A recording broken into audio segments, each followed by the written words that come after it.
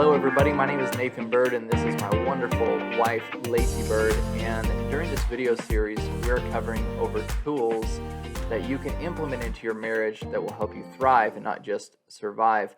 Now, the next topic today we're going to be covering over is...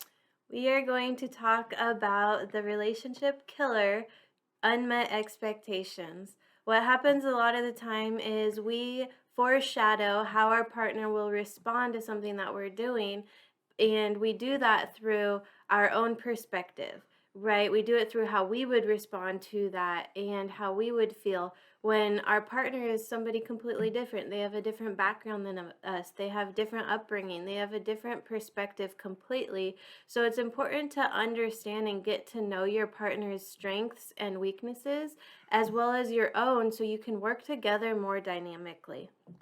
So there's so many tools, and we'll get to that in just a second. But I also wanted to touch on something that was very important, and that is projection, and which is also along the lines of expectations. But say, for example, if I project on you something that I want you to become, or an inadequacy that you have that you're not meeting up to my expectation, but also I'm now projecting that on you, thinking that you're not good enough, well, how does that really make you feel?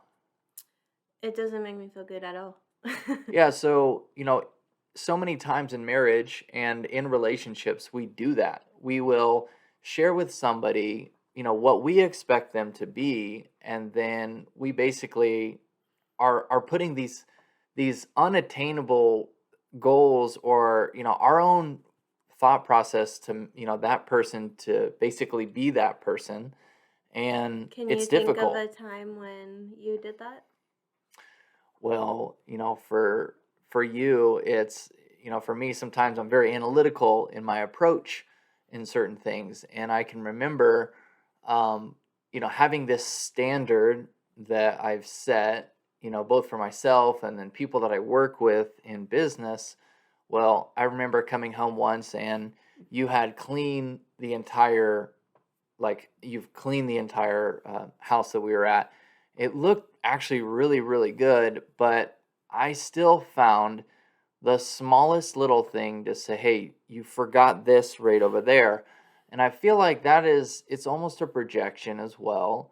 But it's also not being appreciative of what that other person does and the talents and skill sets that they have, which really makes a great relationship. So that's Mhm. one story that I remember that I had to take a step back and say, whoa, calm yourself down, appreciate what your wife has done, not to take her for granted, and not to project, onto her what you think that she should be just because you're thinking that way.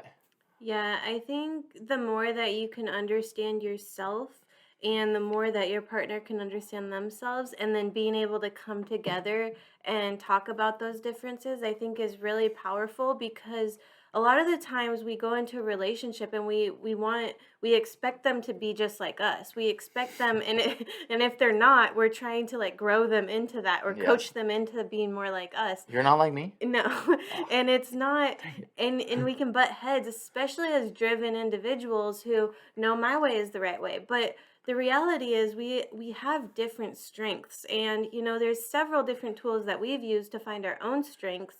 And this isn't really relational, but being able to understand your own strengths, understand your weaknesses, and being able to understand your partner's strengths and weaknesses, so you're not sitting there like, oh, what's wrong with you? You're so terrible at that. Instead, Yeah. you're highlighting what they're really good at, and vice versa. That makes for a much better relationship because you're able to, you know, lift each other up into what you're great at rather than tearing each other down at what you're bad at. And you can live in either that spiral upwards or the spiral downwards. And so, a couple tools that we've found have been really helpful for being able to better understand yourself is the Strengths Finders test, right? By Gallup. Yeah. That is amazing because a lot of personality tests and a lot of different tests out there, they kind of show what your weaknesses are and areas you can be better at and things like that. But the Strengths Finders test really highlights what you're great at. And those are the roles that you should really focus on.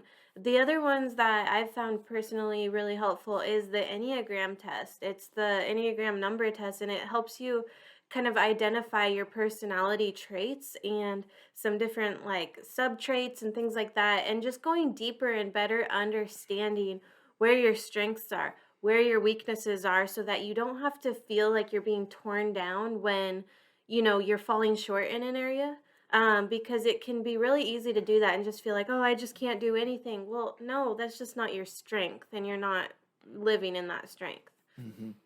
I think it's just so important to come together and understand that you're on the same team. Hmm. I'm many times in a relationship, it's like that person's actually out to get me, or they're Yeah. completely different than who I am. Well, so that means they must be against me, and all these thoughts that come in.